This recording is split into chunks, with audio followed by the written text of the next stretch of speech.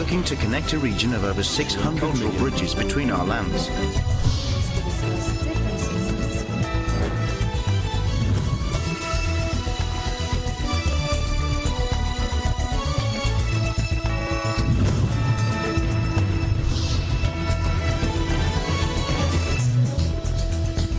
Good evening, I'm Alma Angeles, and you're watching ASEAN in Focus on today's headlines.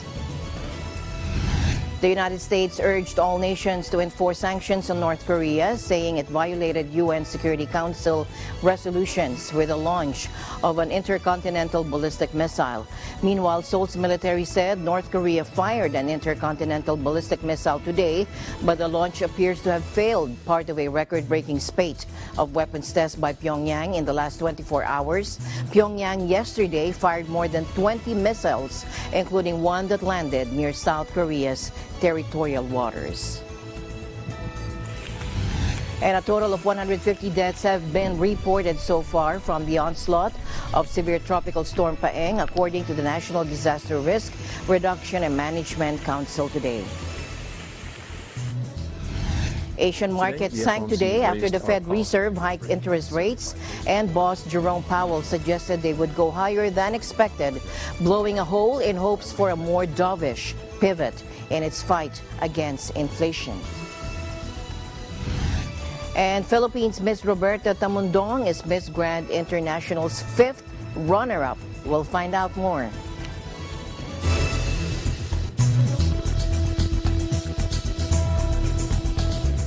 Now to the news. The United States urged all nations to enforce sanctions on North Korea, saying it violated UN Security Council resolutions with the launch of an intercontinental ballistic missile.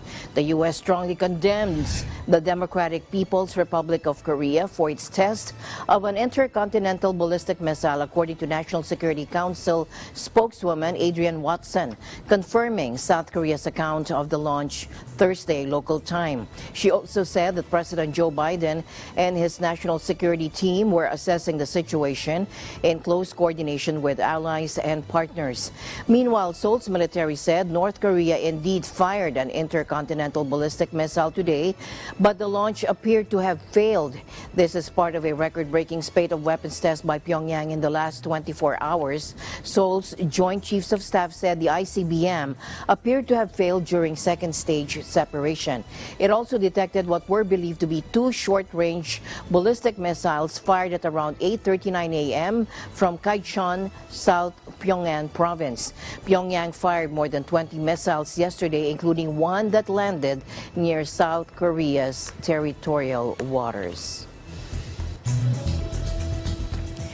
Meanwhile, North Korea's neighbors have been reacting to North Korea's launches of missile tests. Let's take a look.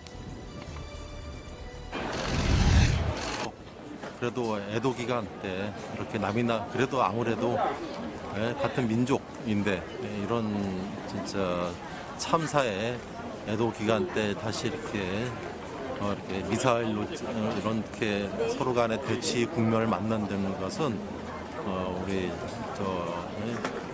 대한민국 한 사람으로서 용납하지 않다고 생각합니다.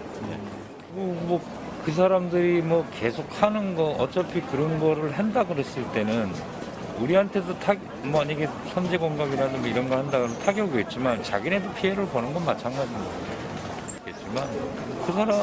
그쪽에서는 그런 체제를 잡고 방어를 자기 나라를 지키기 위해서 방어 목적으로 저는 한다고 보걸라요.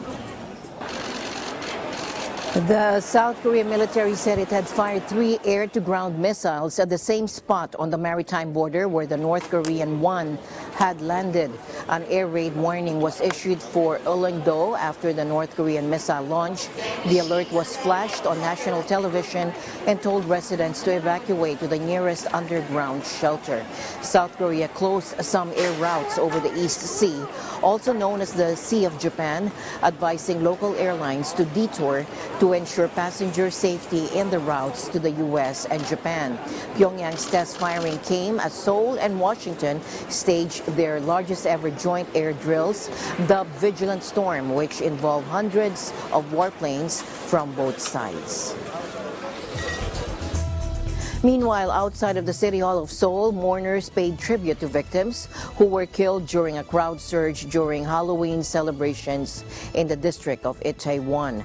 More than 150 people, mostly young, costumed partygoers in their teens and 20s, were killed in a crowd surge and stampede at a Halloween event in Seoul's popular Itaewon nightlife district. Local merchants who have worked in the area for 30 years told AFP that the crowd had been unprecedentedly large this year, but an earlier statement from the police indicated they only planned to deploy 200 officers. It's the worst ever stampede in South Korea's history, and President Yoon Suk-yeol has ordered a full investigation and vowed such a tragedy will never be allowed to happen again. In most stampede situations, experts say people die of suffocation, and authorities in Seoul initially said that many victims were suffering cardiac arrest, which is the ultimate cause of death in such circumstances.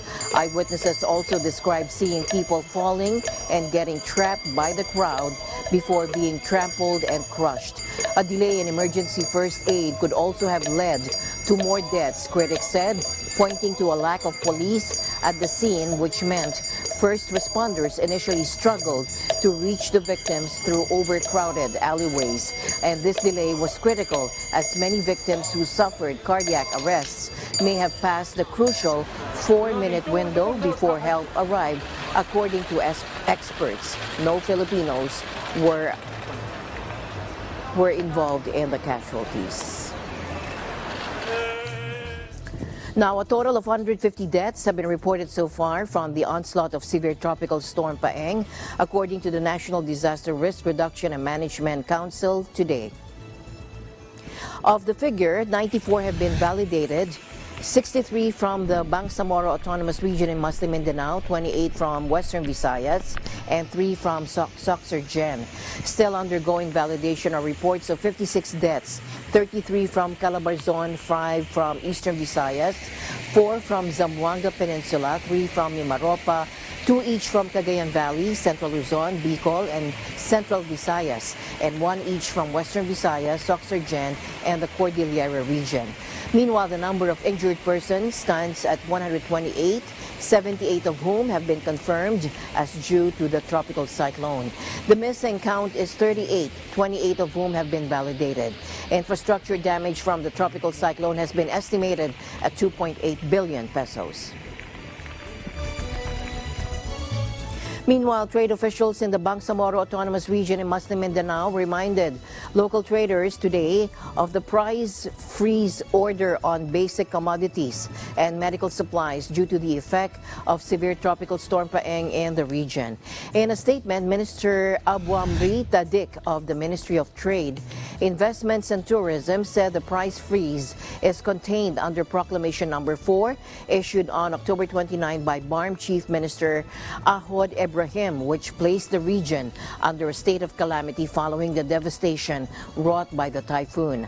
Under the Republic Act 7581 of Price Act, a price freeze is imposed on basic goods in areas under a state of calamity for 60 days. Tadik warned that administrative charges await owners of establishments that violate the law on price freeze, including a prison term of 1 to 10 years or fines ranging from 5,000 to 1 million pesos or both.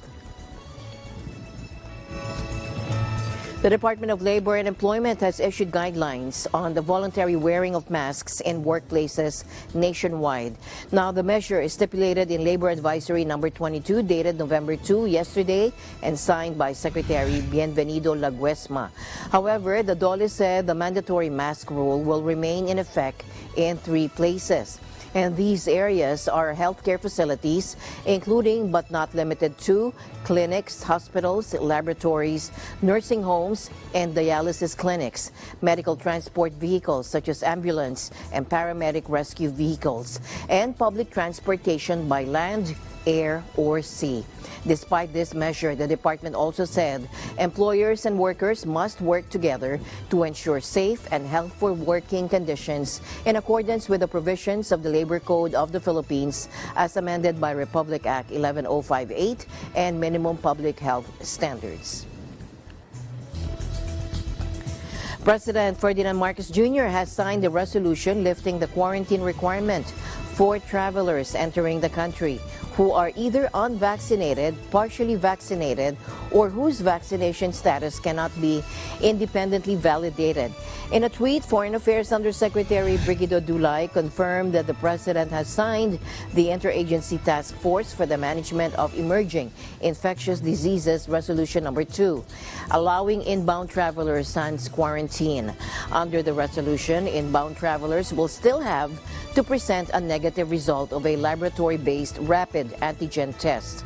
Inbound travelers who fail to present a negative pre-departure test result will be required to undergo a lab-based rapid antigen test upon arrival at the airport.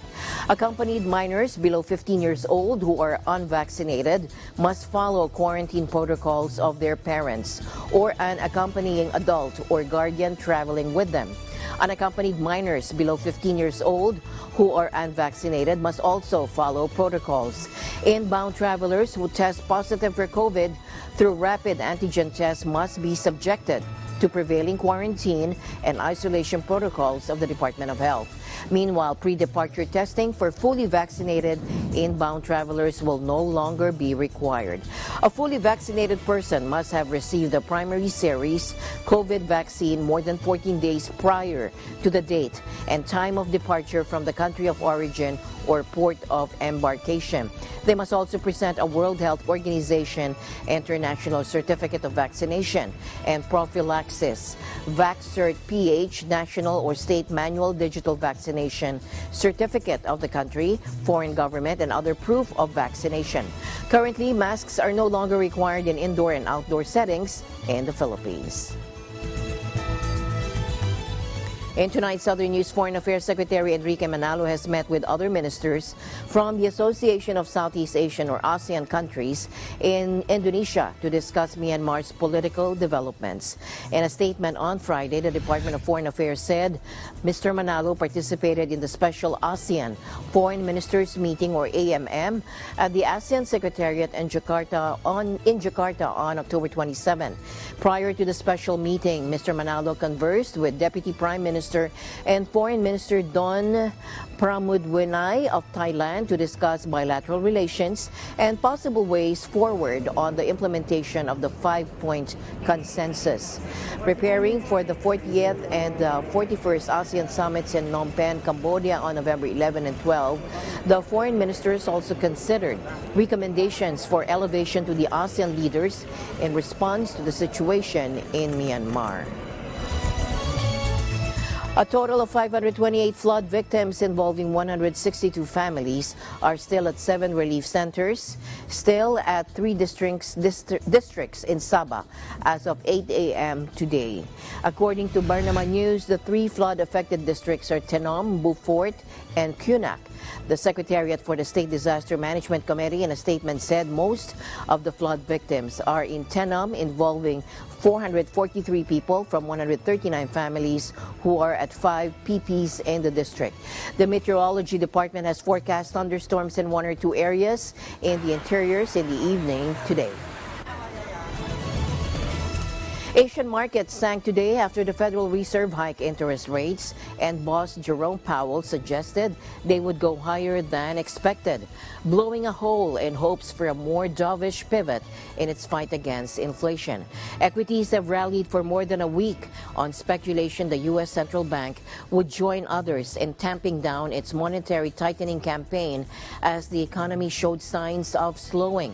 On Wednesday, the bank unveiled a 4th straight 75 basis point increase, the 6th hike this year, and opened the door to a smaller increase at future meetings, giving a boost to Wall Street. Take a look. Today, the FOMC raised our policy interest rate by 75 basis points, and we continue to anticipate that ongoing increases will be appropriate. We are moving our policy stance purposefully to a level that will be sufficiently restrictive to return inflation to 2%. In addition, we're continuing. It will take time, however, for the full effects of monetary restraint to be realized, especially on inflation. Reducing inflation is likely to require a sustained period of below-trend growth and some softening of labor market conditions. Restoring price stability is essential to set the stage for achieving maximum employment and stable prices in the longer run. The historical record cautions strongly against prematurely loosening policy. We will stay the course until the job is done. It's very premature, in my view, to think about or be talking about pausing our rate hike. We have a ways to go. Our policy, we need ongoing rate hikes to get to that level of sufficiently restrictive, and we don't really know exactly where that is. We have a sense, and we'll write down in the December meeting a new summary of economic projections which updates that. But I would expect us to continue. Now, the comments hammered the narrative that had supported stocks, sending Wall Street's three main indexes tanking, led by rate-sensitive tech giants, and pushing the dollar up against its peers. Hong Kong led the losses as traders gave back a chunk of the previous 2 days' gains that came on the back of speculation China was planning to roll back some of its painful zero-COVID policies. Adding to the selling was confirmation from Beijing's health authority that it intended to stick to the strategy. Shanghai, Sydney, Seoul, Wellington, Taipei, Manila, and Jakarta were also well in the red. Tokyo was closed for a holiday. The Ministry of Health, Brunei, Darussalam, and EVYD Technology were pleased to announce the official opening of the MOH Intelligence Hub at the EVYD campus in Jerudong today. The opening of the hub is part of the ministry's efforts to strengthen the resilience of Brunei's healthcare system. The co-located hub will house the National's Epidemic Intelligence and Response Unit, or Disease Control Provision, functioning as a surveillance center to monitor the nationwide spread of diseases, the Climate Change Adaptation and Resilience Unit, and the Digital Health Unit. Yang Beromat, Datu Seri Seftia, Dr. Haji Muhammad Isham bin Haji Jaafar said, the decision to co-locate the MOH Intelligence Hub in EVYD campus demonstrates the strategic relationship among healthcare technology, data and analytics research, and policy planning. It'll function as a sandbox for collaboration, knowledge generation, and practice transformation. The hub will provide a co-working space for different teams dealing with data and intelligence. EVYD Technology is a healthcare artificial intelligence and big data company with a mission to transform healthcare using data intelligence. And Chinese authorities imposed lockdowns on 600,000 people in the area surrounding the world's largest iPhone factory after workers fled to avoid a coronavirus outbreak and the resulting restrictions. Take a look. Now, all people except COVID prevention volunteers and essential workers must not leave their residences except to receive COVID tests and emergency medical treatment. Officials from central China's Zhengzhou Airport Economy Zone said the move comes after images emerged on Chinese social media last week showing people breaking out of the facility, which is run by Taiwanese tech giant Foxconn and makes products for Apple. Some employees were complaining online of poor conditions, a lack of supplies, and having to flee the factory on foot to avoid COVID transport curbs. Foxconn employs hundreds of thousands of workers in Zhengzhou. China is the last major economy committed to a zero COVID strategy, persisting with snap lockdowns, mass testing, and lengthy quarantines in a bid to stamp out emerging outbreaks. But new variants have tested local officials' ability to snuff out flare-ups faster than they can spread, causing much of the country to live under an ever-changing mosaic of COVID curbs. The district in Zhengzhou City said that all businesses would be required to work from home, with only key enterprises allowed to continue operating. It didn't specify which businesses fell under that category. Only medical vehicles and those delivering essentials are allowed on the streets. The district's more than 600,000 residents will have to take nucleic acid tests every day, according to the local government, warning that it would resolutely crack down on all kinds of violations. And how would you feel if after competing in a beauty pageant for nearly a month, only making it up to top 20, going back home in the Philippines, and then being called back by the pageant organization to Thailand, as you have just been announced as the new Miss Grand International 5th runner-up. Now, this is what recently happened to our Binibining Pilipinas Grand International Roberta Angela Tamundong. Roberta was ecstatic after accepting the offer by Mr. Nawat Itzaragrisil, president of the Miss Grand International organization, to join the court of 10 queens at MGI. She was greeted by throngs of fans screaming out her name, holding up lead-lighted lines or lead-lighted signs with Roberta on them. She joined Mr. Nawat and the other 9 MGI title holders at the Suvarnabhumi International Airport for a very warm welcome by the press and pageant fans on November 1. Miss Grand Philippines Roberta Tamundong replaced Miss Grand Mauritius Yuvna Renishta, who won the Miss Popular vote. Miss Mauritius refused to sign the MGI contract after she expressed some issues with the pageant. Miss Grand International and her court will soon embark on a special world tour, which includes the Philippines, in celebration of the pageant's 10th year anniversary. The Philippines has one of the top performance records in this pageant, having garnered 6 runner-up posts in the past 10 years. And finally, Henry Cavill announced that he's back as Superman. Take a look. His recent cameo during the end credits of Black Adam was but a small taste of things to come. It's exciting news for the future of DC movies. Cavill, who recently quit his job as The Witcher, made his not-so-secret return to the DC universe in Black Adam, but Cavill still hasn't met his new boss. He hasn't met James yet, Cavill said in an interview with IGN. He said, "I'm looking very forward to meeting him. He's clearly a very, very talented man, and I cannot wait to sit down and have a long, long conversation with him. Very excited about him being there, very excited about any future opportunities we can work together," according to avclub.com. Cavill first originated his Superman nearly 10 years ago in 2013. As Superman of Steel, he has played the son of Krypton just a handful of times since then. In Batman vs. Superman, Dawn of Justice in 2017.